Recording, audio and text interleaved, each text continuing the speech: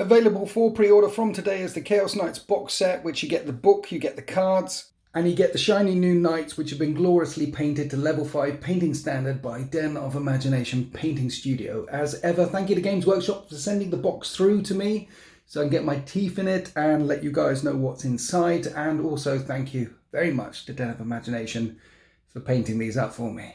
Look, they're all magnetized and stuff. And look at the awesome detail on the carapace at the top with the little vultures. These things, look, even these, they're magnetized on top as well. How epic is that? But just when you thought it couldn't get any more epic, this bad boy's got a tail. He's got a big mace on the end of his bum. The detail on these new miniatures is off the chain, and the paint job that Den have done is just simply incredible. The freehand awesomeness is only spoiled by the fact that I told them not to do the bases because I want to do the bases to add them to the knights that I already owned, and I did the bases to these ones so that they would match my other Nurgle things. So I will get round to doing the bases, but that's not what this video is about. This video is about the unkillable Chaos Knight. So this new jobby here is called the Knight Abominant, and the Knight Abominant is a psyker, and one of the psychic powers it can take is a 5-up shrug to wounds. It's got a warp charge value of 6. You're going to take it every time because this thing can cast 2 psychic powers. Does that make it unkillable? Not yet. We're going to get there. But a 5-up shrug to wounds on a toughness 8 Titanic monster, which is already hard to wound, stacks exponentially. You're not putting it on a grot or a normal guardsman. This is toughness 8. It's hard to get through in the first place. And it has 24 wounds. So if it's shrugging a third of those wounds, 24 divided by 3, that's 8. So this thing might as well have 32 wounds. Then you can add another 2 to its wounds and make sure it recovers D3 wounds a turn. So it starts off on 26 wounds. You can give a 4-up invulnerable save to shooting attacks with a relic. This one here. Then you have a 26 wound Chaos Knight, which shrugs wounds on a 5+, so long as it gets its power off, and has a 4-up invulnerable save to shooting attacks and a 6-up invulnerable save in close combat, recovering D3 wounds a turn. So 50% of the shots that do make it through its toughness 8 to wound are getting deflected anyway. Then it's shrugging a third of them. Then it's recovering D3 wounds a turn. But wait, it gets worse and worse. You've got these things, Favours of the Dark God. You can make Khorne, Tzeentch, Nurgle and Slaanesh, and Chaos Undivided. This one is the problem one. It's a 30-point upgrade, and hit rolls, wound rolls, and damage rolls can never be re-rolled. That's one of the Harlequin things, that is, not re-rolling hits, wounds and damage, and that's one of the reasons why Harlequins are a little bit broken right now. But the thing that makes the Harlequins truly broken is if you pick a certain pathway for them, they can't even be hit on a 1, 2, 3. And in the Favour of the Dark Gods thing, you have this tally thing, once an aberrant class, kills 10 wounds worth of models. And yes, both of these are abhorrent classes. Then each time an attack is made against this model, an unmodified hit roll of 1, 2, 3 fails. And you're not re-rolling hits, re-rolling wounds, or re-rolling damage. So eat your heart out, Imperial Guard or Orcs. You can hit this normally.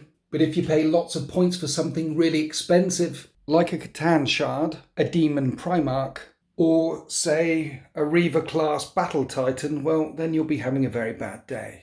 Now, bear in mind, you can only give this blessing to one model, but it does work on all attacks, shooting and close combat.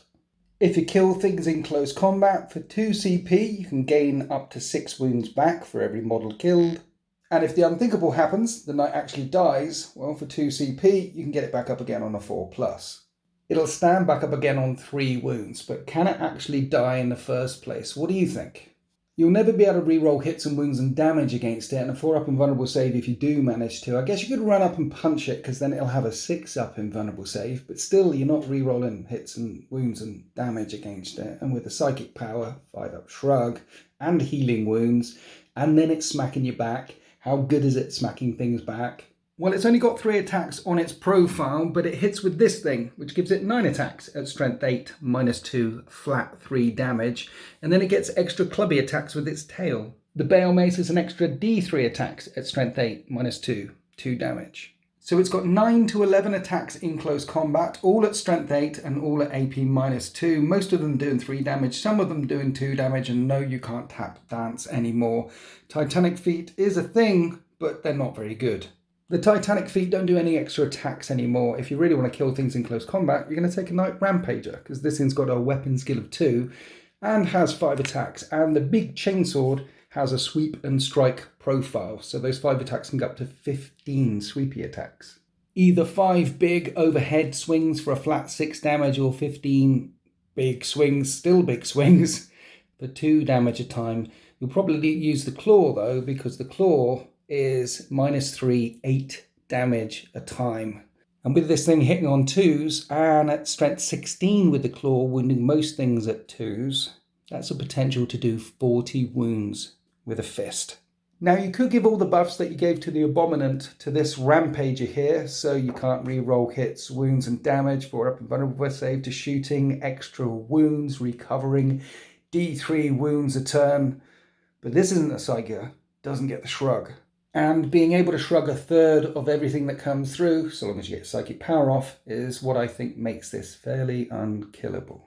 Have you played against Harlequins? Do you know how annoying it is when you have to hit on 4s and you can't re-roll any hits and wounds and damage? Can you imagine doing that to a 26 wound knight with a 4-up invulnerable save when you're shooting at it with a shrug as well? I certainly can.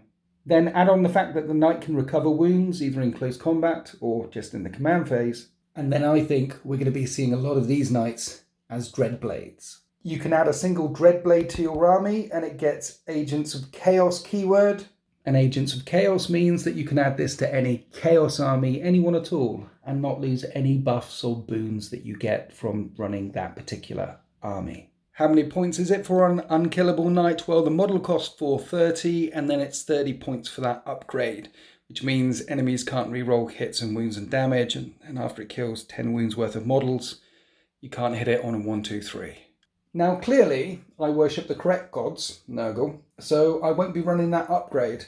Also, I think it's broken, and I think Games Workshop will nerf it. They won't nerf it straight away, but they'll probably nerf it into the ground 6 months in once everybody starts running the unkillable knight. But is it unkillable?